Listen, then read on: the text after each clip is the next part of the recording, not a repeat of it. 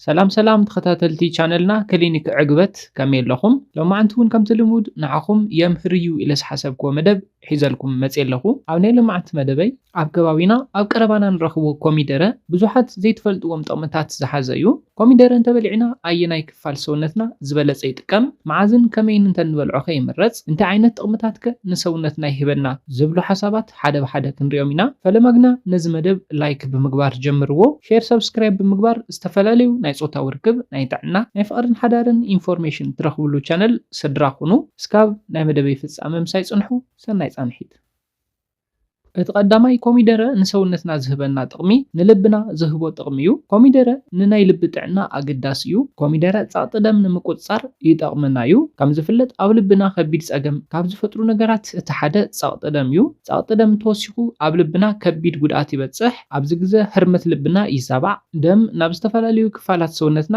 ብእኹል በዝሒ ኣይበጽሕን ኣብ ናይ ልብና ጨዋዳታት ጉድኣት ይበጽሕ እዩ ብሰንኪ እዚኦም ድማ ኣብ ልብና ከቢድ ጉድኣት በጺሑ ብሰንኪ እዚ እስካብ ሞት ክንበጽሕ ንኽእሊና ስለዚ ኮሚደረ ኣብዚ ዘለዎ ግደ ጻቕጢ ደም ምሕላው እዩ በዚ ድማ ኣብ ልብና ዝበጽሕ ጸገማት ይከላኸለልና እዩ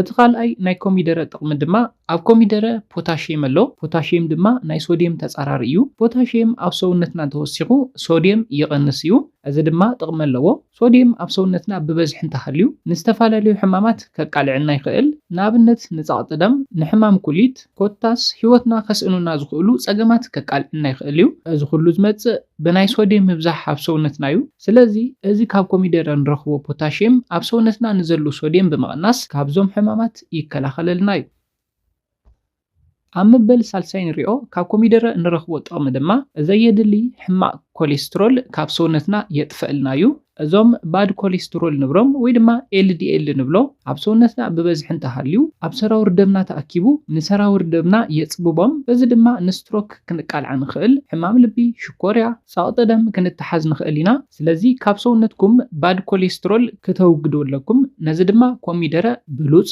ተመራጺ እዩ ኮሚደረ ፋይበር ኣለዎ ካብ ኮሚደረ ንረኽቦ ፋይበር ድማ ኣብ ደምና ሽኮር ከይውስኽ ይሕልወልና እዩ እዚ ድማ ኮሚደረ ብሕማም ሽኮርያ ንዝተተሓዙ ሰባት ተመራጺ ይገብሮ ኮሚደረ እንተበሊዕኹም ኣብ ደምኩም ብበዝሒ ሽኮር ከይህሉ ይቆጻጸሮ እዩ ስለዚ ሕማም ሽኮርያ ከይተተሓዙ ይከላኸለልኩም እዩ ብሕማም ሽኮርያ ንዝተተሓዙ ሰባት ድማ ሽኮርኩም እንዳደየበ እንዳቐነሰ ከይርብሸኩም ይቆጻጸረልኩም እዩ ኣብ መበል ሓምሻይ ንሪኦ ካብ ኮሚደረ ንረኽቦ ጥቕሚ ድማ ካብ ሕማም ካንሰር ይከላኸለልና እዩ መጽናዕትታት ከም ዝሕብርዎ እንተኾይኑ ኮሚደረ ምብላዕ ካብ 3 ዓይነት ካንሰር ይከላኸል እዩ እቲ ቀዳማይ ብፍላይ ሕዚ እንዳተስፋፍሐ ዝመጽእ ዘሎ ናይ ጡብ ካንሰር እዩ እዚ ናይ ጡብ ካንሰር ኣብ ደቂ ኣንስትዮ ከይጋጥመክን ይከላኸለልክን እዩ እቲ ካልኣይ ድማ ካብ ናይ ሳምባ ካንሰር ይከላኸለልና እቲ ሳልሳይ ድማ ካብ ፕሮስቴት ካንሰር እውን ናይ ምክልኻል ዓቕሚ ዘለዎ እዩ ኮሚደረ ስለዚ ነዞም 3 ዓይነት ካንሰር ብፍላይ ካንሰር ሴል ኣብ ሰውነትኩም ከይዓቢ ናይ ምክልኻል ዓቕሚ ኣለዎ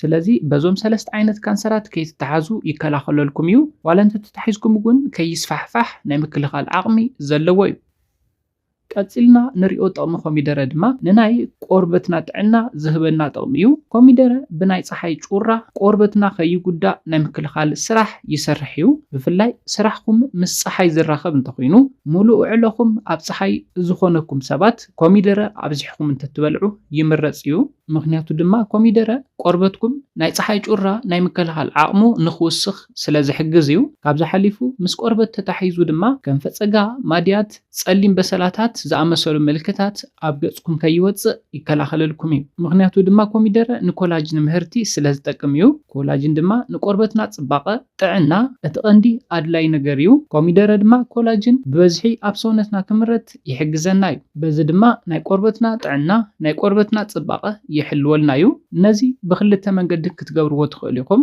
እቲ ቀዳማይ ናይ ኮሚደረ ፌስ ማስክ ብምስራሕ እዩ ንኮሚደረ መቂልኩም ኣብ ገጽኩም ብምሕሳይ ድሕሪኡ 15 ደቂቕ ጸኒሕኩም ገጽኩም ምሕጻብ እዩ እቲ ካልኣይ ድማ ልክዕ ከም ጁስ ትጥሕንዎ ድሕሪኡ ትቕብእዎ ሕዚ እውን 15 ደቂቕ ጸኒሕኩም ትሕጸብዎ ከምዚ እንተጌርኩም ጽባቐ ዘለዎ ጥዕንኡ ዝሓለወ ቅርበት ክሕልወኩም እዩ እቲ ካሊእ ንሪኦ ካብ ኮሚደረ ንረኽቦ ጥቕሚ ድማ ኣብ ኮሚደረ ፎሌት ንረክብ ኢና ፎሌት ወይ ድማ ቫይታሚን B9 ማለት እዩ። እዚ ብፍላይ ምስ ጥንሲ ተታሒዙ ጥቕሚ ዝህበክን እዩ። ንኣብነት ንናይ ጥንሲ ዕቤት ፎሌት ኣድላይ ነገር እዩ። ዝጥንስ ግን ደቂ ኣንስትዮ ኮሚደረ ኣብዚሕክን እንተትበልዓ ኣብ ዕቤት እቲ ጥንሲ ኣገዳሲ ጥቕሚ ትረኽባሉ ኢኽን።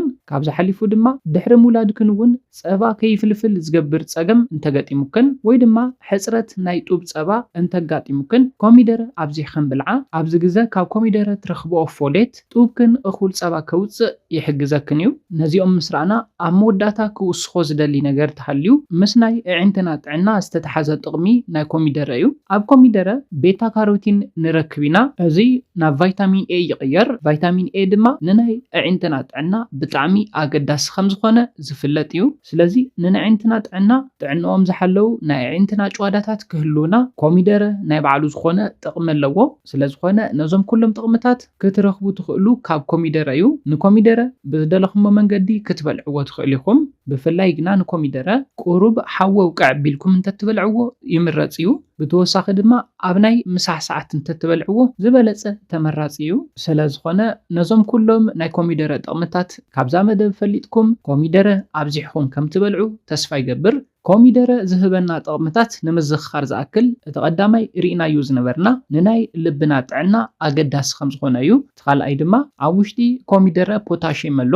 ፖታሽየም እንተሃልዩ ሶድየም ካብ ሰውነትና ይቐንስ እዩ። ሶድየም እንተቐኒሱ ድማ ብሽኮርያ ፀቕጢ ደም ብናይ ኩሊት ሕማም ናይ ምጥቃዕ ዕድልና ብጣዕሚ ዝናእሰ እዩ ዝኸውን። ኣብ መበል ሳልሳይ ርኢናዩ ዝነበርና ድማ ባድ ኮሌስትሮል ካብ ሰውነትና የጥፍአልና እዩ። ኣብ መበል ራብዓይ ርኢናዩ ዝነበርና ድማ ኮሚደረ ፋይበር ኣለዎ።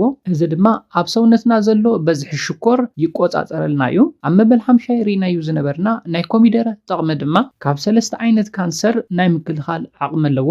ድሕርዚ ርኢናዮ ዝነበርና ናይ ኮሚደረ ጥቕሚ ድማ ንናይ ቆርበትና ጥዕናን ፅባቐን ከም ዝጠቕመና እዩ።